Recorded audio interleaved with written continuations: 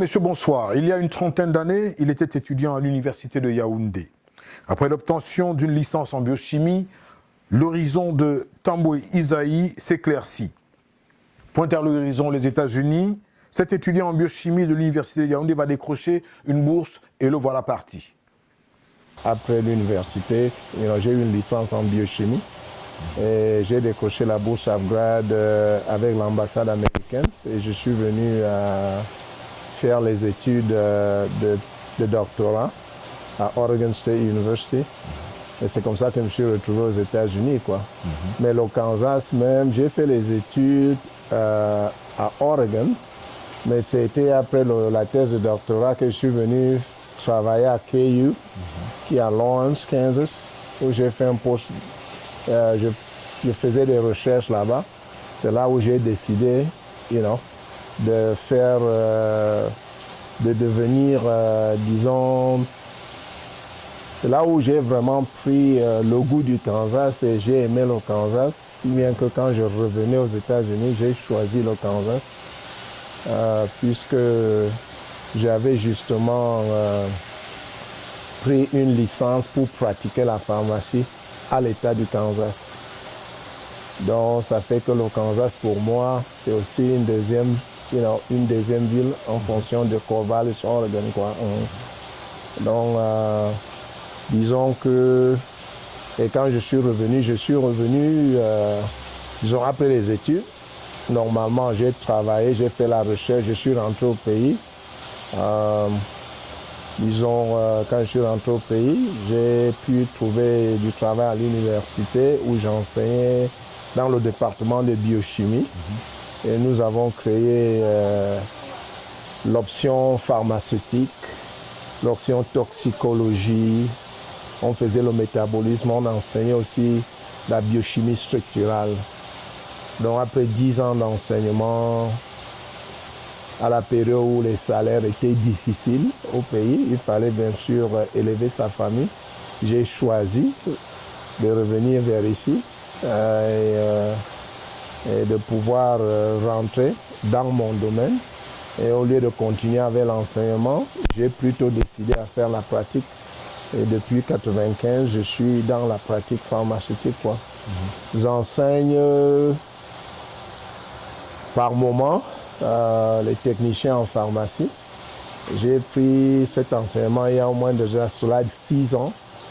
Off and on, je donne des cours au moins 3 à 4 fois par an à Kansas City Community College ici.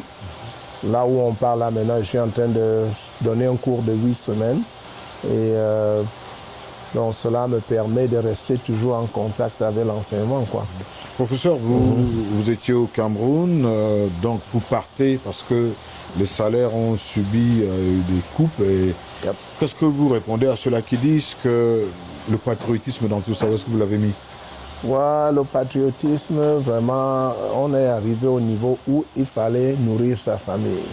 Et vous croyez que ceux qui sont restés n'arrivent pas à nourrir leur famille au Cameroun? Ouais, peut-être ils arrivent à nourrir leur famille, mais moi j'ai préféré choisir, j'avais des options, quoi. Et je me suis donné, je faisais beaucoup, puisque nous avons changé le département de biochimie, nous l'avons mis. Les enseignants actuels qui tiennent ce département, ce sont mes étudiants. Ce sont nos étudiants de maîtrise, nos étudiants de 3e cycle. Bon, on est arrivé dans la vie où j'avais 2 options. J'avais une option, ouvrir une officine. Or, l'officine, le dossier que j'avais mis pour ouvrir l'officine, depuis ce temps-là, c'est toute cette année, c'est tout dernièrement là qu'on m'a dit qu'on a essayé de vouloir me donner l'autorisation. Donc mon autorisation n'était jamais sortie. Il y avait cette option-là et plus l'enseignement. Et vraiment, quel que soit le patriotisme, il fallait trouver un moyen de nourrir sa famille. Et le seul moyen que je pouvais faire pour nourrir ma famille, juste pendant cette période où on n'avait pas les salaires, vraiment... on marchait pour aller enseigner, on se débrouillait, on dépensait nos propres argent, nos réserves d'argent pour pouvoir faire les labos, acheter les craies, faire ceci. on est arrivé au temps où on ne pouvait plus faire ça. Ok. Alors, vous êtes membre de la diaspora. Quels sont les problèmes que vous avez rencontrés en tant que... Vous arrivez dans un pays, vous venez d'Afrique, ce n'est pas toujours évident. En tant que problème, je n'en ai pas tellement rencontré quand je suis revenu, puisque je connaissais déjà les États-Unis, je venais faire les recherches. Donc, non, ça c'est avant. Lorsque vous arrivez aux États-Unis pour la première fois. En 1976, quand je suis arrivé, on n'a vraiment pas eu, parce que nous étions d'abord à Washington DC, nous sommes venus avec une bourse à Grave, ça fait qu'il y avait d'autres Africains qui étaient avec nous, donc nous n'avons vraiment pas vu, on était dépaysés, mais le fait qu'il y avait d'autres Africains et qu'on vivait ensemble dans des appartements, avec on se retrouvait toujours ensemble et on ne se ressentait pas dépaysé. Docteur Tamboué, vous êtes aux États-Unis depuis un certain nombre d'années et vous avez été formé à l'université de Yaoundé. Et qu'est-ce que, aujourd'hui, quel est le bilan, si on peut parler en termes de bilan, de ce que vous avez fait pour aider justement ceux restés au pays, que ce soit vos collègues, que ce soit les étudiants camerounais? Le fait que je suis revenu ici pour étudier et que j'ai choisi de rentrer, c'est que j'avais envie vraiment d'aider les jeunes Camerounais. Et je l'ai fait parce que 10 ans d'enseignement, c'est quand même à l'université. Donc j'ai formé plein d'étudiants et j'ai donné la chance à beaucoup de ces étudiants de sortir et d'aller être formés à l'étranger. Il y en a plein ici, il y en a plein aux États-Unis. Il y a le docteur Leno, mon premier étudiant, il est là-bas à Washington. Il y a plein de mes anciens étudiants qui sont là maintenant. Il y a le docteur Joseph Foto, il travaille dans une compagnie pharmaceutique. Il y a, je peux en compter nombreux, quoi. Bon, et je vous ai dit tout à l'heure que les enseignants actuels dans le département de biochimie sont mes étudiants. Je ne peux pas, d'abord, quand j'ai fait un tour au pays dernièrement, je suis parti leur dire bonjour. Donc tout ce qu'ils font là, c'est nous. Et j'ai revu les mêmes structures que nous avons laissées. Ils ont continué sur les mêmes pas que nous avons laissés. Par exemple, mon Polycop sur la biochimie structurale, la majorité de ces gens-là, ils utilisent encore ça. Et ces étudiants qui étaient en maîtrise, en thèse de doctorat, je crois que nous les avons bien formés. Et au niveau de Kansas City, nous continuons à mentor, c'est-à-dire nous faisons un grand effort. Nous supervisons tous ces gens qui viennent ici pour entrer dans les différentes écoles. Oui, tout à l'heure, docteur, vous disiez que lorsque vous êtes allé au Cameroun, vous avez pratiquement retrouvé les mêmes structures. On a un peu l'impression que les choses n'évoluent pas, mais justement, qu'est-ce que vous pouvez faire, qu'est-ce que vous essayez de faire pour que les choses évoluent au niveau de la documentation, au niveau des machines, de plus en plus des ordinateurs, au niveau. Pour que les choses évoluent, il faut vraiment que les gens s'ouvrent à nous. Il faut que les gens, par exemple, je suis prêt, là où je suis, il y a une faculté de pharmacie qui est actuellement dans la région de Bafoussam. Pourquoi on ne nous inviterait pas, nous, pharmaciens, enseignants, de venir donner des cours bloqués comme des coopérants? Mais vous pourriez le faire. Je pourrais le faire. Vous pouvez le faire en tant que coopérant. Oui, je pourrais le faire en tant que coopérant, puisque maintenant, je vais le faire en tant que coopérant, dans ce sens que on choisit, puisque à l'université, on faisait venir des Français, on faisait venir des Américains qui enseignaient en cours bloqués. Vous me dites, on veut que vous veniez. J'ai une spécialité en chimie médicinale, chimie pharmaceutique. Donc, vous me dites que, vous pouvez venir. On veut que vous veniez enseigner, disons, 1 mois de cours en chimie pharmaceutique. Vous me donnez le programme, je vais le préparer. Tout ce que je demande de vous, c'est de faire mon billet aller-retour. Même si je ne suis pas payé, je suis prêt à le faire. Oui, mais là j'enfonce le clou, docteur. Il me souvient qu'en tant que journaliste, j'ai organisé au Cameroun des séminaires, mais je n'avais pas besoin qu'on me paye un billet d'avion, je l'ai fait moi-même, j'ai réuni. C'est un peu cet esprit que beaucoup attendent, que beaucoup de nos jeunes attendent. Parce que ce n'est pas toujours facile, déjà d'avoir 1 million de francs CFA pour un billet d'avion. Est-ce que vous êtes quand même, vous êtes parti du Cameroun parce que les moyens, il n'y en avait pas. On suppose donc que vous êtes quelque peu à l'aise aux États-Unis, donc vous pouvez vous offrir un billet d'avion pour aller tout simplement aider gratuitement, entre guillemets, sans avoir besoin d'être payé. Ça, on peut le faire, mais je crois que ces enfants payent une pension. Je crois que ces enfants, les enseignants qui sont là, ont des salaires. Je ne vois pas pourquoi nous qui venons pour aider, on ne pourrait pas, ne serait-ce que nous donner un billet d'avion. Il y a des coopérants qui viennent, vous les logez, vous les payez, vous leur donnez plus que nous qu'on demande. Tout ce qu'on vient, on va seulement se dire que bon, si vous nous ouvrez ces portes, nous pouvons, à ce niveau ici, par exemple la faculté de pharmacie, oui, je peux ouvrir les portes à ces étudiants en pharmacie pour venir faire des stages et comparer, leur formation au pays et la formation que nous avons reçue comme pharmaciens ici. Nous pouvons ouvrir ça ici. Mais il faut d'abord qu'on nous accepte. Il faut d'abord qu'on nous ouvre cette porte. Mais il semble que cette porte est fermée. Il faut qu'on nous ouvre cette porte.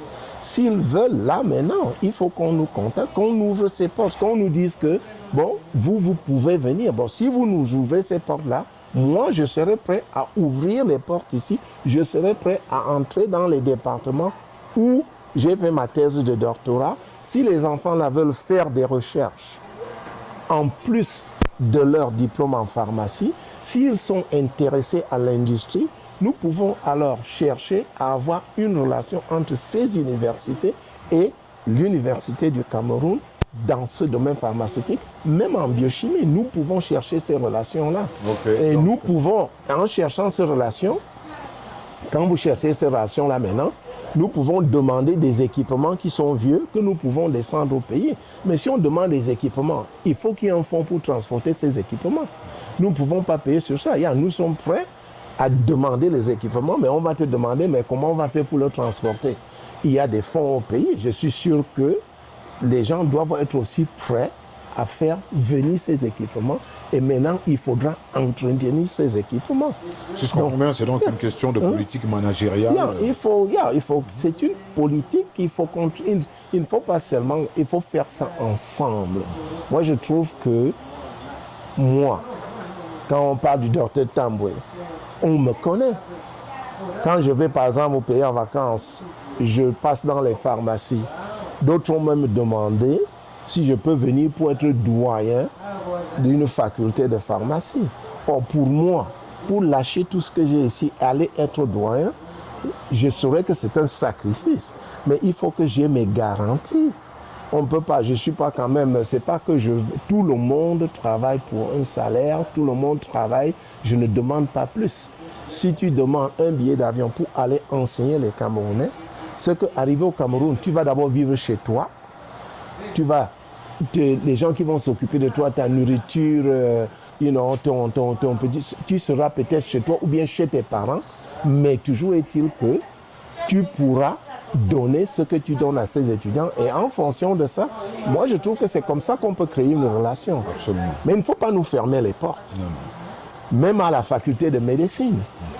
Pourquoi on ne nous laisserait pas aller enseigner la pharmacologie à la faculté de médecine? Même quand j'étais au Cameroun, j'ai voulu le faire. Mais on n'a pas ouvert la porte là-bas. Parce que ce n'est pas toujours un médecin qui enseigne la pharmacologie. Ça doit être un docteur en état, en pharmacie, qui puisse, dans un domaine, enseigner la pharmaco, la toxico, la pharmacocinétique, la chimie pharmaceutique et tout ça. Okay. Donc, on nous donne cette opportunité-là, nous serons prêts à partir. Docteur Tamboué, nous parlions tout à l'heure de politique managériale. Maintenant, je vous entraîne sur le terrain de la politique en général. Le Cameroun vient de se doter d'un Sénat. Depuis que vous êtes parti, quel est le regard que vous lancez sur l'évolution politique du Cameroun en tant que membre de la diaspora? Sur l'évolution politique, vraiment, je trouve que il faut qu'on nous donne il faut qu'on ouvre une démocratie à presque tout le monde. Quand je regarde par exemple le Sénat, moi je trouve que ce sont les mêmes personnes qu'on a reconduites dans le Sénat. Et je ne crois pas que ces gens-là comprennent vraiment la politique des jeunes. Non, quand vous dites les mêmes personnes qu'on a reconduites dans le Sénat, le Sénat n'existait pas. Le Sénat n'existait pas, mais on a repris les mêmes personnes qui étaient dans le gouvernement pour les faire sénateurs. Ça n'a pas été un vote. J'ai suivi tout ça, nous avons regardé les noms, mais pour moi, je crois que c'est les mêmes noms qu'on régénère. Les gens qui sont en retraite, vous les ramenez, alors qu'il y a des jeunes Camerounais capables, qui peuvent, dans une démocratie, aller aux élections, défendre leur cause, nous dire pourquoi ils veulent devenir sénateurs, parce que devenir sénateur, c'est que tu vas là-bas pour représenter le peuple. Tu vas là-bas pour représenter une région. Et il faut aussi que les sénateurs regardent les lois, la constitution camerounaise et les lois qui gouvernent un bon pays comme le Cameroun. Voilà, nous parlions d'évolution. Au Cameroun, il existe quand même une multitude de partis politiques. Il y a le parti au pouvoir et en face, il y a les partis de l'opposition. Est-ce que ça n'est pas là une forme de démocratie? Il faut vraiment qu'il y ait débat. C'est-à-dire, vous pensez qu'il n'y a pas de débat? J'ai envie de voir que les partis politiques qui existent au Cameroun, comme ici aux États-Unis, on l'en voit déjà dans certains pays africains. Ou, par exemple, en Côte d'Ivoire, nous avons vu au Ghana, au Togo. Il faut vraiment avoir un débat politique. Si tu veux être un sénateur, si tu veux être un maire, si tu veux être un député, il faut qu'on donne la chance à d'autres personnes. On ne va pas choisir un candidat. Non, il faut que les gens viennent et qu'on leur pose des questions. Ça peut être le public, ça peut être des journalistes comme vous. Vous leur posez des questions. Pourquoi vous voulez être notre député? Pourquoi? Et qu'on laisse les gens avoir un vrai débat politique. Et après ce débat politique, qu'on laisse le peuple choisir les personnes qui trouvent que cette personne là-bas va vraiment nous représenter, ou bien que d'être nommé, parce que s'il n'y a pas de débat politique, moi je ne crois pas qu'il y aura vraiment, même avec le multipartisme, si nous n'avons pas un grand débat politique, je ne crois pas qu'on avancera dans un monde démocratique. C'est ça. Yeah. On ne peut pas parler vraiment de démocratie comme ici aux États-Unis. C'est ça. Nous votons ici, mais je suis libre de poser n'importe quelle question que je veux. Les sénateurs, les représentants, ils ne sont pas nommés, ils sont élus par le peuple, et avant qu'on ne les mette dans ces bureaux, ils passent par des débats politiques. Mais qu'est-ce que vous répondez à ceux-là qui disent qu'à chaque nation sa politique, justement? À chaque nation sa politique, c'est vrai. Mais là où nous sommes, il y a tellement l'influence étrangère maintenant au Cameroun, je ne vois même pas quelle politique, je ne vois même pas quelle nation au monde a sa politique. Parce que avec la mondialisation, les barrières tombent. Tout est un peu mondialisé maintenant. Regarde ce qui se passe en République centrafricaine maintenant. Qui intervient là-bas? Les Français sont revenus. Les Américains sont en train d'intervenir. Alors vous approuvez ça, cette politique, cet interventionnisme? S'ils ne partent pas intervenir, qu'est-ce qui va se passer? On aura un génocide. Les gens vont mourir, des familles vont mourir. Donc il faut bien que quelqu'un intervienne. Bon, j'aimerais voir que ce soit les pays africains qui aillent intervenir là-bas. Que pensez-vous du problème de double nationalité? De double nationalité? Oui, parce et que moi, la diaspora pose ce problème. Hein, je crois qu'il faut qu'on ait une double nationalité. Moi, je trouve que c'est un... Je ne vois pas pourquoi nous ne devrions pas avoir de double nationalité. Il n'y a rien. Au contraire, ça profite aux Camerounais. Avec la double nationalité, nous n'avons pas à envoyer nos passeports. Nous sommes Camerounais de naissance. On est Américain maintenant, mais on est Camerounais de naissance. Nous ne pouvons pas. Nous rentrons toujours au pays. Nos parents sont là. On investit au pays. Nous payons les pensions aux enfants au pays. Nous aidons nos mamans. Nous aidons nos frères, nos cousins. On compte toujours à nous. Même si on est pauvre, même si on travaille dur ici, au moins 10 à 20% de ce que nous faisons ici rentre au pays. Sur la double nationalité, ne serait que quelque chose de positif. D'abord, je ne vois même pas pourquoi nous n'avons pas ça. Puisque pour aller au Cameroun, nous devons demander un visa. Et nous tous, nous savons que, par exemple, l'ambassade, quand vous leur envoyez vos papiers, quand vous appelez même l'ambassade du Cameroun, vous pouvez passer 2 semaines à appeler et on ne répond pas à vos questions. On ne répond pas aux questions. Donc ça fait que la majorité d'entre nous, nous sommes obligés de payer un organisme pour pouvoir avoir nos visas pour aller chez nous, où on est né. C'est quand même bizarre que tu ne peux pas envoyer tes dossiers dans ton ambassade. D'autres ambassades, par exemple, comme le Canada, le gars, ils sont dynamiques. Tu envoies, si tu perds tes parents et que tu vas aller en 24 heures, on te signe des papiers, on t'envoie. Oui, ils sont très dynamiques à Toronto. Et Washington, D.C., c'est malheureux. Or, pour moi, c'est une source de revenus pour eux. C'est une source de revenus. C'est une source pour eux, c'est une source de revenus. Il y a un débat aujourd'hui, docteur Tamboué, aux États-Unis. L'homosexualité, qu'est-ce que vous en pensez?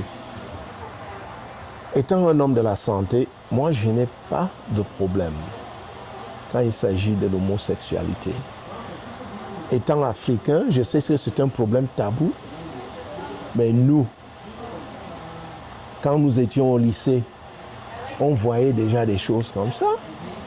Des choses comme ça se passaient déjà. Mais quand vous dites étant un homme de la santé, j'ai pas de problème. Étant un homme de la santé, c'est-à-dire que je ne peux pas vraiment, si c'est le choix de la personne, je ne peux pas m'opposer à ça parce que je ne sais pas pourquoi je m'opposerais à ça. Donc vous, aujourd'hui, vous avez combien d'enfants, docteur? Oh, j'ai 6 enfants. Si un de vos fils, une fille arrive et vous dit papa, je suis homosexuel, vous trouvez ça normal? Je ne vais pas, je vais l'aimer comme je l'ai aimé quand elle était enfant. Vous êtes sûr que vous n'êtes pas influencé par justement ce pays? Non, je ne suis pas influencé, non. Qu'est-ce que vous pensez de la polygamie? La polygamie, oh mais ça c'est une grande question. Moi, je regarde la polygamie comme quelque chose de choix. Parce que même ici aux États-Unis, on ne parle pas de polygamie, mais dans l'État de Utah, il y a des gens qui sont polygames. C'est interdit, en fait. C'est interdit, par exemple, par la loi. Mais on voit des émissions où, carrément, ils le font. C'est interdit, mais les gens le font. C'est interdit par la loi. Mais cela ne veut pas dire que ça n'existe pas. Ça existe. Or, chez nous, nous avons grandi dans une culture où cela est permis. Notre loi au Cameroun, par exemple, permet ça. Et si on permet ça, ça devient maintenant le choix du couple. Docteur Tamboué, lui, a choisi de n'avoir qu'une seule épouse à la fois et il en est à sa 2e dans le genre. C'est une histoire un peu drôle. Je connais mon mari depuis au moins 30 à 35 ans. Nous nous sommes rencontrés au Cameroun et après je suis allée à Paris et lui il est venu aux États-Unis. Non, de toutes les façons je le connaissais avant qu'il ne vienne aux États-Unis pour la première fois et c'est là où il faisait ses études. Et moi, j'étais au Cameroun. Et on se connaissait. Et bien sûr, on avait l'intention de nous marier. Mais moi, je suis partie en France. Et on s'est perdu de vue. Il s'est marié et moi, je suis allée en France pour faire mes études. Et ce n'est que plusieurs années plus tard que nous avons décidé de reprendre nos relations. Et puis bon, voilà quoi. Mais on se connaît vraiment depuis très longtemps. C'est ça. Qu'est-ce que vous avez étudié en France? J'ai fait les sciences criminelles, j'ai fait du droit et puis les sciences criminelles.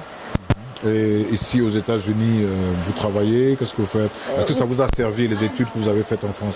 Pas tellement parce que je n'ai pas pu trouver du travail dans mon domaine. Et quand je suis venue ici aux États-Unis, j'ai aussi voulu, parce que déjà au niveau de la langue, il fallait que je réapprenne correctement à parler anglais. Et donc j'ai plutôt choisi quelque chose qui pouvait ressembler aussi au droit. Donc j'ai fait des études de paralegal et j'ai gradué il y a 1 an, c'était l'année dernière.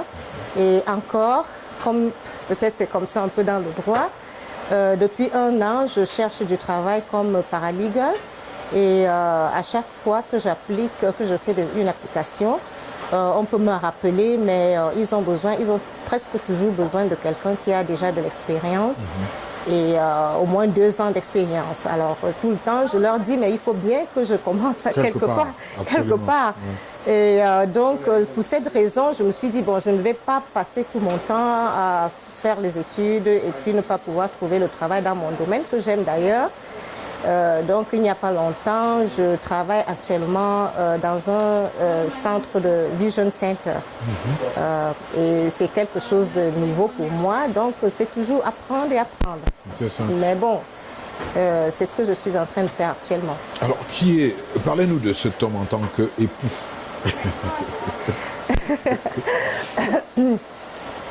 C'est un bon époux, c'est quelqu'un qui essaie de comprendre, de me comprendre, et j'essaie aussi de le comprendre. Et puis il faut savoir qu'on a traversé beaucoup d'étapes, ce qui fait qu'aujourd'hui on comprend il vaut mieux, on comprend que nous ne sommes plus des enfants et qu'il vaut mieux s'aimer et se comprendre. Et donc il y a des compromis. Il y a des jours c'est bien, des jours c'est pas bien, mais bon, on arrive toujours à trouver un terrain d'entente. Absolument. Vous avez été en France, aujourd'hui vous êtes aux États-Unis, ça veut dire que vous avez beaucoup voyagé. Est-ce que la vie en tant que membre de la diaspora, est-ce que c'est facile? Si vous voulez parler à vos sœurs qui vous regardent là au Cameroun là maintenant. Oui, j'ai toujours eu à parler à mes sœurs pour leur faire comprendre que ce qu'on raconte à la télé et la réalité, c'est toujours complètement différent. Mais j'ai remarqué qu'en général, personne ne vous croit parce qu'on vous demande, oui, ça fait 30 ans, effectivement, ça fait un peu plus de 30 ans aujourd'hui que je suis partie du Cameroun. Et donc on me demande si c'est très difficile, comment se fait-il que tu ne rentres pas? Je leur dis, je ne rentre pas parce que je suis partie du Cameroun très tôt et je n'ai pas d'appui au Cameroun. Quand je vais au Cameroun, je suis un peu étrangère, beaucoup de choses ont changé et je suis partie jeune et ça fait que effectivement j'ai des problèmes quand je suis au Cameroun et ça se comprend. Si on parle un peu de l'éducation des enfants dans le contexte américain, vous avez été en France et vous connaissez sûrement le système, l'éducation des enfants ici. Ici aux États-Unis, j'ai un peu de problème ici aux États-Unis pour éduquer les enfants. Pourquoi? Parce que à cause de la télévision, je pense qu'on leur montre beaucoup de choses et beaucoup de choses qui ne sont pas vraies. Et les enfants pensent que c'est vrai. Il y a trop de choses à la télévision qui font rêver les enfants. Et on leur fait croire à la télévision que c'est facile. Il suffit de chanter et on devient une personne célèbre et qu'il suffit de le faire. Effectivement, ce n'est pas comme ça parce que même pour chanter, je pense que il ne suffit pas d'aller à Hollywood et puis de chanter et puis on va devenir star comme ils voient, comme les enfants voient. Mais j'ai remarqué qu'à la télévision américaine, je ne sais pas s'ils font exprès, et ils font vraiment beaucoup d'émissions qui font rêver les enfants. Et l'éducation des enfants est difficile parce que les parents essaient de leur faire comprendre que ce n'est pas vrai, mais ils ne vous croient pas. Parce que tous les enfants croient et ils pensent que les parents ne veulent simplement pas qu'ils deviennent ce qu'on leur dit à la télévision. Et on n'encourage pas tellement les enfants au niveau de l'école.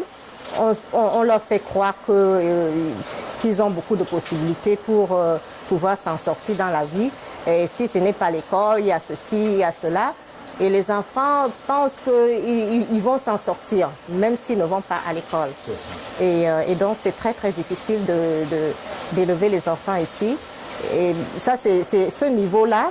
Et il y a un autre niveau, c'est celui de ces enfants qui ne respectent pas les parents. Pourquoi? Parce qu'à chaque fois, on va leur faire comprendre qu'ils ont des droits. Et j'ai toujours demandé à mes enfants, est-ce qu'on vous dit aussi que les parents ont des droits? Non, c'est toujours ce que les enfants ont les droits. Les parents doivent faire ci aux enfants. Les parents doivent faire ça. Mais ils ne savent pas ce que les enfants peuvent faire pour les parents. Et donc, c'est un peu difficile. Et quand les enfants atteignent l'âge de l'adolescence, tout leur rêve, c'est de partir chez leurs parents. Parce qu'il y a beaucoup de rêves. Libre. Voilà. C'est la liberté. Ils pensent que maintenant, ils vont partir, ce sera la liberté. Ils auront tout ce qu'ils ont vu à la télé ou tout ce qu'on leur a raconté. Et c'est très difficile de voir un enfant qui est là, qui compte les années. Il te dit, il me reste 2 ans, il me reste 3 ans. Ça, c'est pour atteindre sa majorité. Et malheureusement, j'ai beaucoup d'amis, les enfants sont partis. Et au bout de 2-3 mois, ils ont supplié leurs parents pour revenir parce qu'ils se sont rendus compte de la réalité. Et il n'y a même pas longtemps, c'était hier, à mon travail, une collègue est venue me parler de son enfant qui ne la respectait pas parce qu'il avait déjà atteint la majorité. Et elle lui a dit, tu pars de la maison parce que là, je ne peux pas accepter qu'un enfant ne nous respecte pas à la maison. L'enfant est parti, c'était hier, ce que je vous raconte. Son fils est parti et au bout de 2 mois, il est revenu supplier sa maman pour rentrer à la maison. Et l'enfant est rentré à la maison et il savait ce que sa maman lui demandait. Et dès qu'il y avait un problème, il disait, eh bien oui, j'ai compris, je vais le faire. Donc, quelquefois, peut-être, il faut les laisser partir, voilà, pour qu'ils comprennent exactement de quoi il s'agit, parce que je pense que les parents font de leur mieux. Ils savent pourquoi ils demandent à leurs enfants de faire ceci ou de faire cela. Ils peuvent se tromper, mais au fond, c'est parce qu'ils croient que c'est la vérité. Moi, je ne pense pas que les parents disent des choses aux enfants pour les dévier. Donc, ils peuvent se tromper parce que ce sont des êtres humains, mais au fond, ce n'est pas pour les tromper.